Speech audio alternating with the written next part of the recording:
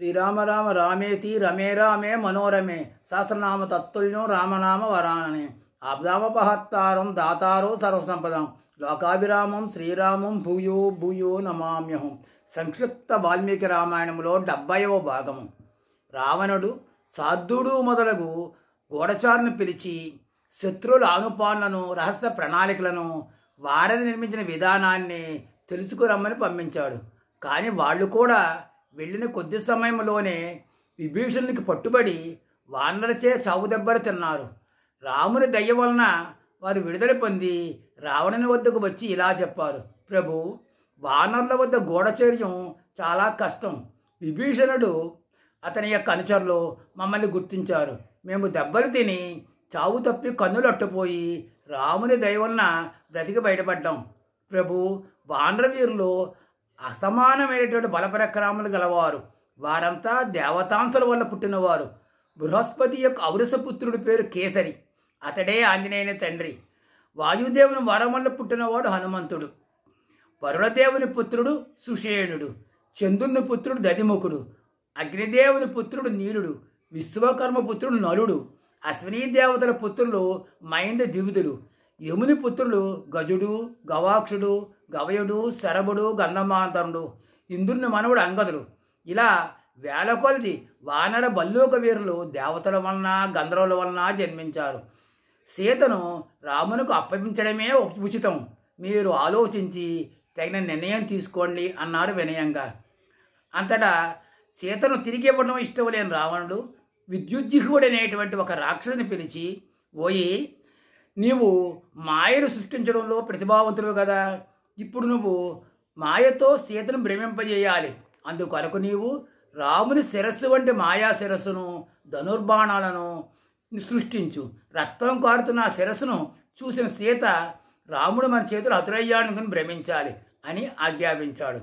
అప్పుడు విద్యుజ్జిముడు తన మాయాశక్తితో రాముని యొక్క శిరస్సు వంటి శిరస్సును ధనుర్బాణాలను సృష్టించి రావణుడికి ఇచ్చాడు. రావణుడు వాటిని తీసుకుని అశోకవనములోని సీత వద్దకు వచ్చి, సీత, నిన్ను బ్రతిమాలిన రాముడిని నమ్ముకుని నన్ను తిరస్కరించావు. నీ భర్త వానరసేనతో సముద్రాన్ని దాటి వచ్చాడు. వారంతా నిద్రిస్తున్నప్పుడు నా సేనాని ప్రహస్తుడు మరికొంతమంది గూఢచారులు వెళ్ళి రాముని శిరస్సు ఖండించి విభీషణ్ణి బంధించారు. నీకు నమ్మకం లేకపోతే ఇదిగో చూడు, రక్తసిక్తమైన నీ భర్త యొక్క శిరస్సు ధనుర్బాణాలు అంటూ విద్యుద్ధుడు కృత్రిమంగా సృష్టించినటువంటి శిరస్సును బాణాన్ని చూపించాడు. రాముని శిరస్సు చూడగానే సీతాదేవి గోలుగోలున ఏడుస్తూ నేలపై పడిపోయింది. ఇంకా ఆమె ఇలా అన్నది: ఈ విధంగా అయినా కైకతి కోరిక తీరింది. శత్రువును చంపకుండా వెనుదిరగను అనే రాముడికి ఈ దుస్థితి ఏమిటి? వశిష్ఠాది మహర్షులు రాముడిని దీర్ఘాయుష్మంతుడని దీవించారు. నేను పూర్వజన్మలో చేసుకున్న పాపకర్మల వల్లనే ఇలా జరిగి ఉంటుంది. భార్య కన్నా ముందు భర్త మరణించడం భార్య యొక్క దురదృష్టం. రావణ, దయతో నీ ఖడ్గంతో నన్ను కూడా సంహరించి పుణ్యం కట్టుకో అన్నది. సీత ఇలా విలపిస్తుండగా ఒక అంగరక్షకుడు వచ్చి, ప్రభు, ప్రహస్తుడు మరియు కొందరు మంత్రులు మిమ్మల్ని కలవాలని వచ్చారు అని చెప్పగా రావణుడు వెళ్ళిపోయాడు. వెంటనే ఆ కృత్రిమమైన శిరస్సు ధనుర్బాణాలు అంతర్ధానమైపోయాయి. రోధిస్తున్నటువంటి సీత వద్దకు ఆమె హితం కోరేటువంటి శరమ అనే ఒక రాక్షస్త్రీ వచ్చి ఇలా ఓదార్చింది: సీత, ఏడవకు. నేను చెట్టుచాటు నుండి రావణుని మాటలన్నీ విన్నాను. రాముని చంపుట అసాధ్యం. దుర్మార్గుడైన రావణుడు నీ వద్ద మాయ ప్రయోగించి కృత్రిమమైన శిరస్సును ధనుర్బాణాలను తెచ్చాడు. చూడు, రావణుడు వెళ్ళగానే అవి కూడా మాయమైపోయాయి. మంత్రులు పిలవటం వల్ల కంగారుగా రావణుడు వెళ్ళిపోయాడు. వాళ్ళు ఇప్పుడు యుద్ధానికి సిద్ధపడుతున్నారు. నేను ఇప్పుడే ఆకాశ మార్గాన్ని వెళ్ళి రాముడికి నీ సందేశాన్ని వినిపించి వస్తాను. రాముడు శత్రువును జయించి నిన్ను చేరగలడు అన్నది. శర్మ మాటలతో ఊరట పొందినటువంటి సీత, ఓ శర్మ, నీ సమర్థత నాకు తెలుసు.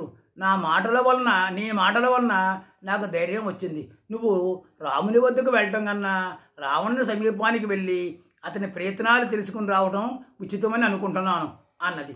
సీత కోరిన విధంగా శరమ రాముడిని సమీపానికి వెళ్ళి రహస్యంగా రావణుని సంభాషణ విని అందరి సారాంశం గ్రహించి సీతతో ఇలా చెప్పింది: అమ్మా సీత, రావణుని తల్లి అని కైకసి మరియు అవిద్యుడనేటువంటి వృద్ధమంత్రి సీతను రాముడికి అప్పగించమని సుదీర్ఘంగా హితబోధ చేశారు. కానీ రావణుడు వారి యొక్క నీతిబోధను చెవికెక్కించుకోలేదు. అతడు తన మంత్రులతో ఆలోచించి యుద్ధం చేయాలని నిర్ణయించాడు. ఓ జానకి, యుద్ధములో రాముడు రావణుని హతమార్చి నిన్ను అయోధ్యకు తీసుకువెళ్తాడు, ఇది నిశ్చయం అని అన్నది. అక్కడ వానరవీరులు మ్రోగించినటువంటి బేరీనాదములు శంకారాములు విన్న రాక్షసులు కలత చెందారు. తమ ప్రభువు చేసిన పొరపాటు వలన తమ ప్రాణాలకు ముప్పు వచ్చిందని అనుకున్నారు. సింహాసనం మీద ఆసీనుడైన రావణుడు రాక్షస ప్రముఖులతో ఇలా అన్నాడు: వానరుల యొక్క బేరీధ్వని విని ఇంకా మౌనంగా ఉన్నారేమిటి? ఈ బలప్రక్రమాలు నాకు తెలుసు, ప్రస్తుతం కర్తవ్యం గురించి చర్చించండి అన్నాడు. రావణుని మాతామహుడైన మాల్యవంతుడు ఇలా చెప్పాడు: నాయన, పరిపాలకుడు సమయానుకూలంగా సంధి విగ్రహం నడపాలి. శత్రుబలం మన బలం కన్నా ఎక్కువ ఉన్నా లేక సమానంగా ఉన్నా సంధి చేసుకోవడమే మంచిది.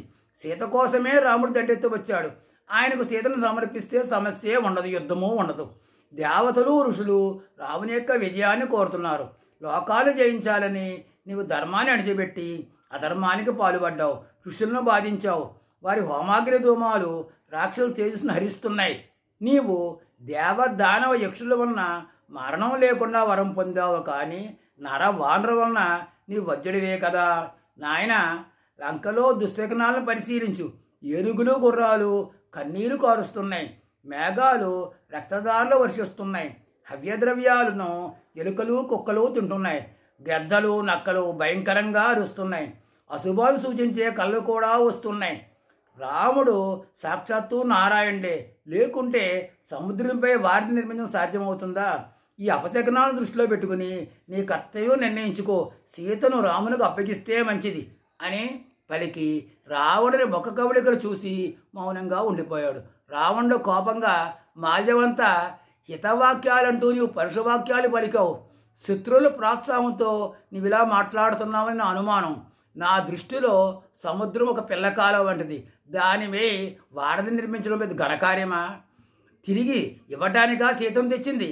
నా శరీరం 2 ముక్కలైనా కూడా సీతను తిరిగి ఇవ్వను, ఎవ్వరికీ లొంగను అన్నాడు మూర్ఖంగా. రావణుడు మంత్రులతో ఆలోచించి రక్షణ వ్యవస్థ ఏర్పాటు చేశాడు.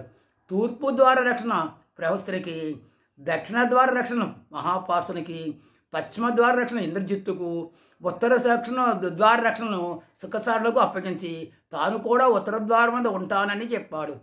విరూపాక్షుడు అనేవాడిని నగరం మధ్య సైనిక స్థావరాన్ని రక్షించమని ఆదేశించాడు.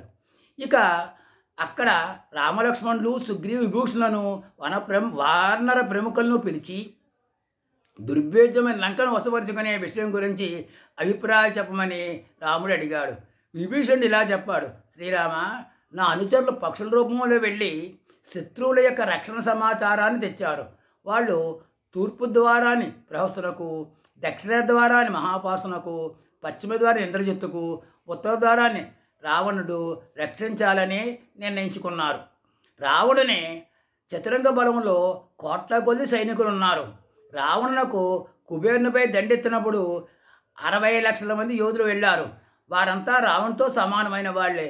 మీలో రణావేశం పెరుగుటకే ఈ విషయాలన్నీ వివరిస్తున్నాను, భయపెట్టడానికి మాత్రం కాదు. మీరు కూడా సైన్యాన్ని విభజించి శత్రు సైన్యాన్ని ఎదిరించేలా వ్యూహరచన చేయండి అని సలహా ఇచ్చాడు.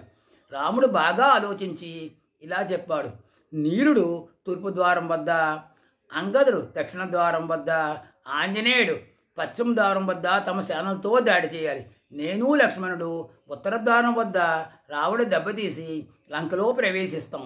సుగ్రీవుడు, జాంబవంతుడు, భీషణుడు నగరం మధ్యలోని సేనా శిబిరాన్ని ధ్వంసం చేయాలి అని చెప్పాడు.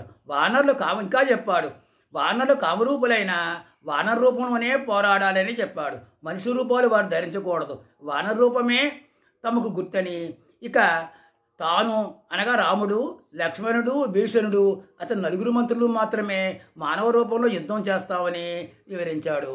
మిగిలిన కథను వచ్చే భాగంలో మనం తెలుసుకుందాం.